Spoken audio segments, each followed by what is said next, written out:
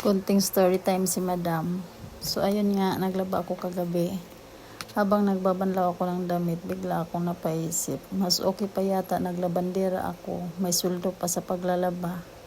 Kaysa asawa ka pala, libre lang, wala man lang paipit dyan. Tapos pagkatapos ko maglaba, minahangil ko yan dyan. Overnight muna siya dyan. Kasi saka ko yan ibibilad sa araw. Dito ko yan sinasampay muna. Tapos, ang dami ko palang nilabhan. Kaya pala nakakapagod. Wala man lang akong katulong dyan.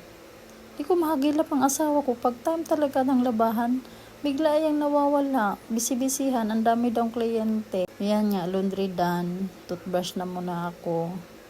Saka akyat ako sa taas para matulog. Tapos lagay sa mukha. Di naman effective, di naman gumaganda.